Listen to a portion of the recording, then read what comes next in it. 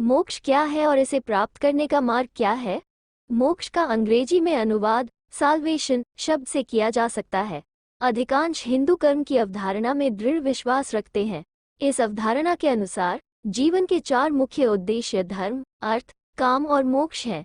इन चारों का महत्व समान स्तर का है, लेकिन मोक्ष को मानव अस्तित्व का एकमात्र उद्देश्य कहा जाता है। हिंदू सिद्धांत कहता है कि व्यक्ति शाश्वत मोक्ष प्राप्त करके जन्म और मृत्यु के अंतहीन चक्र से स्वतंत्र हो सकता है। इसीलिए प्रत्येक मनुष्य के लिए मोक्ष प्राप्त करने के लिए अपनी शक्ति में सब कुछ करना आवश्यक माना जाता है। शुद्ध इरादे और शुद्ध विचार होंगे मोक्ष प्राप्त करने के लिए धर्मी मार्ग पर चलने में सहायता करें। इस वीडियो में हम मोक्ष के सिद्धांत और इसे कैसे प्राप्त किया जा सकता है, इस पर गहराई से चर्चा करेंगे। तो इतनी महत्वपूर्ण जानकारी के लिए वीडियो को एक लाइक जरूर करें और ऐसी ही रोचक वीडियोस के लिए चैनल को सब्सक्राइब करना ना भूलें। मोक्ष के सिद्धांत मुख्य रूप से कर्म के सिद्धांतों और मानव आत्मा से संबंधित सिद्धांतों से प्राप्त हुए हैं। मोक्ष का अर्थ समझने के लिए मानव आत्मा के सिद्धांत की समझ होनी चाहिए। आत्मा का विचार अन्य सभी धर्मों में भी प्रचलित है, लेकिन मूल अवधारणा हर संस्कृति में भिन्न होती है। ईसाई धर्म और यहूदी धर्म के अनुसार मनुष्य ही एकमात्र जीवित प्राणी है जिसे शाश्वत आत्मा का आशीर्वाद प्राप्त है। अन्य प्राणियों और जानवरों को ऐसा नहीं है। हालांकि हिंदू धर्म कहता है कि दुनिया में सभी जीवित चीजों में एक आत्मा है। सबसे बड़े जानवर से लेकर सबसे छोटे कीड़े तक एक आत्मा ही है जो हर चीज को जीवित बनाती है।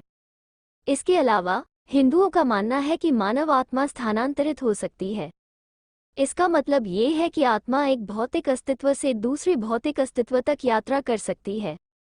हिंदू ग्रंथों में कहा गया है कि आत्मा को न तो मारा जा सकता है और न ही बनाया जा सकता है, ये बस एक प्राणी से दूसरे प्राणी में स्थानांतरित हो जाती है। मोक्ष की अवधारणा स्थानांतरण के सिद्धांत के साथ घनिष्ठ रूप से जुड़ी हुई है। दुनिया भर की कई संस्कृतियों में यह माना जाता है कि आत्मा अस्तित्व के एक क्षेत्र से दूसरे क्षेत्र में जा सकती है। ऐसा माना जाता है कि हमारे पूर्वजों की आत्माएं बच्चों या यहाँ तक कि जानवरों के रूप में पुनर्जन्म लेती हैं। मनुष्य की आत्मा की स्थिति और पुनर्जन्म की परिस्थितियां आत्मा के पिछले कर्मों पर आधारित होती हैं। यदि अच्छे संचित कर्म बुरे कर्म से अधिक हो जाते हैं, तो आत्मा अंततः जीवन और मृत्यु के अंतहीन चक्र से मुक्त हो जाएगी। पुनर्जन्म के शाश्वत चक्र से आत्मा की ऐसी मुक्ति को मोक्ष कहा जाता है। विचार का मुख्य विद्यालय मोक्ष को 2 अलग अलग चरणों में विभाजित करता है, जीवन मुक्ति और विधि मुक्ति।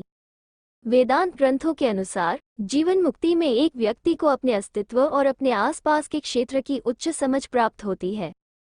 इस प्रकार एक जीवन मुक्त को आत्मज्ञानी भी कहा जा सकता है, जो अपने स्वयं के बारे में जानता है, और ब्रह्मज्ञानी, जिसने ब्रह्मांड का अर्थ समझ लिया है। अंत में अपने अस्तित्व के गोधूली काल में जीवन मुक्त परम मुक्ति प्राप्त करते हैं, जिसे अंतिम मुक्ति के रूप में भी जाना जाता है। चूंकि जीवन मुक्त ब्रह्मांड और स्वयं की शिक्षाओं को अन्य लोगों तक प्रचारित करता है, इसलिए उसे अवधूत कहा जाता है।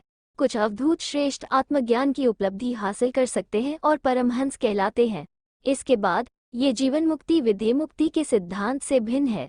विदेह मुक्ति का अनुभव मृत्यु के बाद ही होता है, यानी आत्मा को मृत्यु के बाद अनंत आनंद, शक्ति और ज्ञान का अनुभव होता है, जबकि जीवन मुक्ता को जीवित रहते हुए और मृत्यु के बाद भी यही अनुभव होता है। इसका सीधा सा मतलब है कि आत्मा को मोक्ष प्राप्त करके जीवन और पुनर्जन्म के शाश्वत चक्र से मुक्ति मिल गई है। हिंदू धर्म में योग और वेदांतिक दोनों विचारधाराएं जीवन मुक्ति और विधि मुक्ति के चरणों के माध्यम से मोक्ष की अवधारणा का अध्ययन करती हैं। मोक्ष कैसे प्राप्त करें? व्यक्ति को ये समझना चाहिए कि मोक्ष प्राप्त करने के लिए व्यक्ति को उन सभी चीजों को छोड़ना होगा जो उन्हें भौतिक सांसारिक क्षेत्र से जोड़ती हैं। व्यक्ति को भय, क्रोध, निराशा आदि की मानवीय भावनाओं से खुद को अलग करना होगा। ये जन्म और पुनर्जन्म लेने की निरंतर प्रक्रिया से मुक्ति प्राप्त करने का मार्ग निर्धारित करता है। वेदांतिक विचारधारा में कहा गया है कि एक व्यक्ति दुनिया छोड़े बिना वर्तमान जीवन में मोक्ष प्राप्त कर सकता है। ऐसा स्वयं को अपने चारों ओर मौजूद नकारात्मकताओं से अलग करके और मानव आत्मा और अस्तित्व के क्षेत्र के बारे में पूर्ण ज्ञान प्राप्त करके किया जा सकता है। इस बीच मानव शरीर के त्याग के बाद भी मुक्ति प्राप्त की जा सकती है। इसे विधा मुक्ति या मृत्यु के बाद मोक्ष कहा जाता है।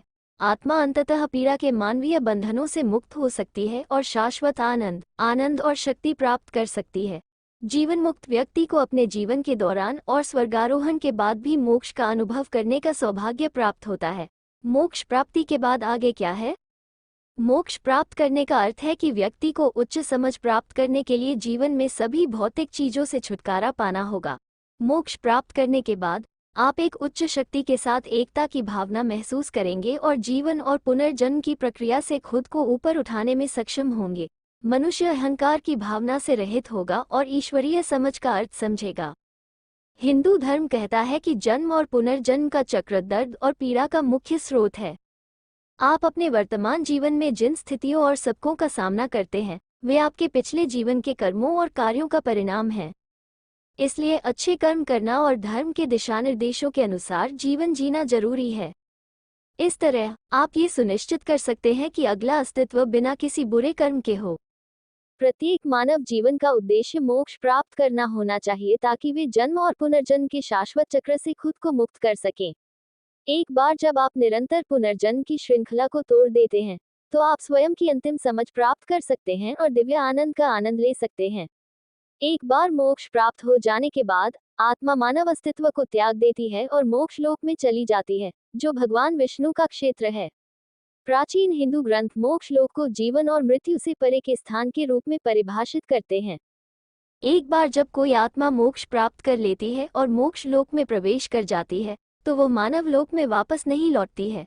इसके अलावा मानव क्षेत्र से जुड़े किसी भी व्यक्ति के लिए मोक्ष क्षेत्र की यात्रा करना बहुत कठिन है। कोई व्यक्ति केवल मानव आत्मा की स्वतंत्रता प्राप्त करके और भौतिक रूप को पीछे छोड़कर ही मोक्ष लोक में प्रवेश कर सकता है। पूरी वीडियो देखने के लिए धन्यवाद।